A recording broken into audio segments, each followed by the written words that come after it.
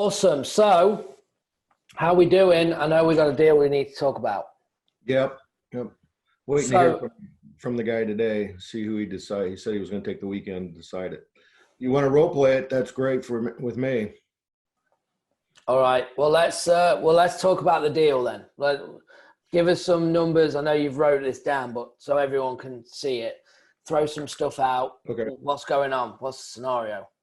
You want to do this as me being the seller and What you? you want to role play it, or you want to talk about it? Either way.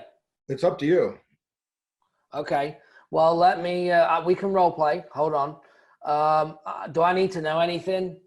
I'll be the seller, but do I need to? Let me be the seller because I know the numbers. You be the guy that doesn't know anything. So I know. Have I seen it on Zillow though, or what? Do I know anything? Yeah. It's an old lead from November, and he called me back last Wednesday. Right. He got a code violation. Okay. He lives in Colorado. The house is in Rockford, Illinois. And you already knew all this, right? No, I knew that he is a landlord, and the house was an ARV of about 115. That's all I knew. Okay. So let me ask you this before we get going. So this lead you talked to in November. Correct. What follow-up did you have him on? The RAI. But in terms of, because he reached out to you, Right. correct? So you Right. made him an offer. I never made him an offer in November. No, we just. How did he have your info? He wasn't interested. I put him in the cold follow-up, the automated workflow. Yep. And that was it. So he reached you though because you'd been sending him text messages. Correct. So you had been following up with him. So he reached out, but it was from a follow-up. Got it. I was just trying to get, like, if you made an offer and he called on the offer and you'd not talked, but you'd been steady on a follow-up drip campaign, and Correct. then he's reached out to you because now's the time. Correct. And when you originally spoke from your notes, he didn't want to sell, correct? He was All right. interested. Good. So lesson number one for everyone. This is the importance of follow-up right here. No means not now. Because if you are in their face constantly, they're going to call you because no one else is following up with them. Okay. So that should be a massive takeaway right there. Okay. So now you're calling me, as in I'm you, the investor, and you're the seller, correct? Right. I don't know anything else about it other than you're just making this call. Right. All right. Okay. Right. Let's go. You want the address? I wouldn't have it though, would I? Did you know who he was when he called? He gave me the address when he called. I had to go back and look up the lead. Okay. All right. So first call though, this is how it would have gone. Let's just forget the address for a minute, right? Okay. And you could just 123 Main Street, whatever he said to you. Let's go. So ring. I say hello. Hi, Gavin. This is Randy, and we spoke back in November about a house that I had for as a rental, and I'm looking to sell it now.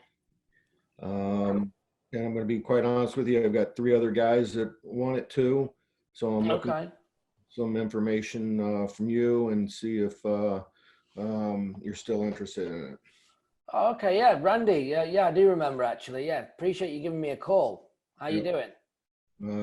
Good. Good. Okay. Just let you know, there's a renter I've had in it for 20 years. He'd like to buy it, like to stay in it. He can't buy it at this time. I really don't care if he stays in it or not at this point. I got a violation warning last week for the exterior, and the house needs on the outside about $25,000 worth of work. New siding, new roof, and the yard needs cleaned up.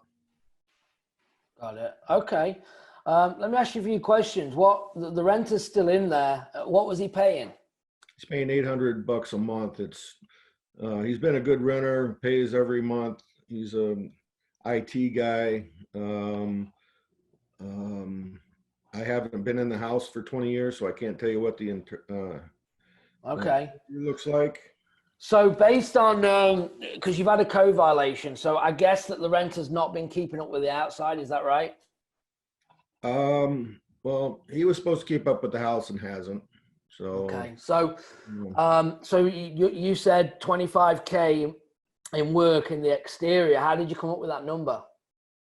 that's basically what I figured. Okay. And how big's the house?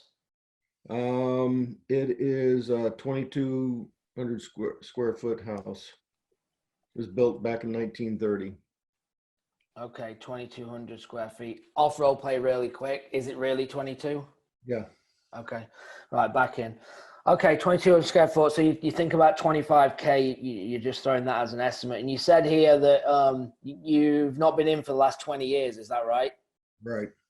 Okay. Off role play, just so you know what I'm doing here, guys, is remember recircling the information that has already been given. So this whole process, I'm asking questions, he's doing all of the talking, and now I'm writing notes, and I'm just now circling them back in to reference, how did you come up with the 25K that you've given me, right? Well, I just made it up. Well, what size is the house? 2,200 square foot. I'm going to need that in a minute, and I explain why. You said you've not been in there for 20 years. I'm saying, so you haven't been in there for 20 years, right? So I'm using the information given and I'm now feeding it back to you. One shows that I'm listening, and then I'm going to use it to my advantage as we go through this. So let's go back into the conversation. Okay, so 20 years, you've not been in there. Okay. So obviously I've got to run some numbers, Randy. I can't just give you one, right now, but what do you think it's worth, the property? I'd like to get between 60 and 80, a cash, and I'm out. Okay, 60 and 80. Okay. And how did you come up with that number? Just curious. I know a little bit, looked at the houses around, and I think that, getting that much cash is, and a couple other offers I've had. Okay. Okay. If you don't mind me asking, what other offers have you got? There's a national company that will offer me 71, and 2,500 escrow, and they will close within 15 or 30 days. They don't care about the condition. Okay. So so you wanted 60 to 80K in that range, but they've offered you 71K and they can close within 15 days. Why didn't you accept it?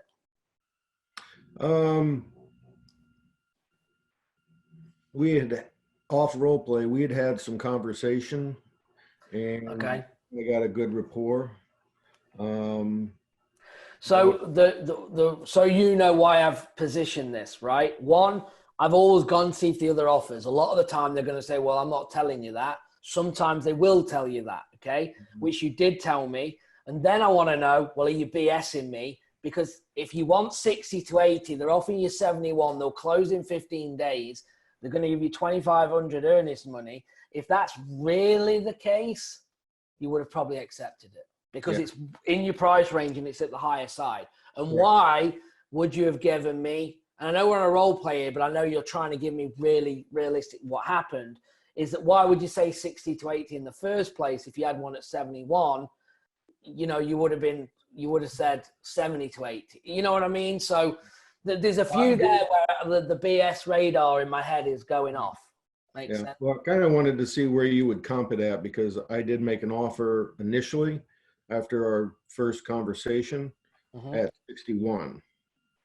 Okay, so we're going to come to that. Let's say we'll come to that. So now we're back in the role play. You've told me 71K. All right. So then I've asked you, why didn't you accept it? And then you're going to tell me whatever. Okay. Well, after our conversation, I like you, and I did a little research. So you got a website and you're legit, and Okay. you know, I appreciate that. like your background of being a retired law enforcement guy, and Okay. so you Good. seem like you're trustworthy. Okay.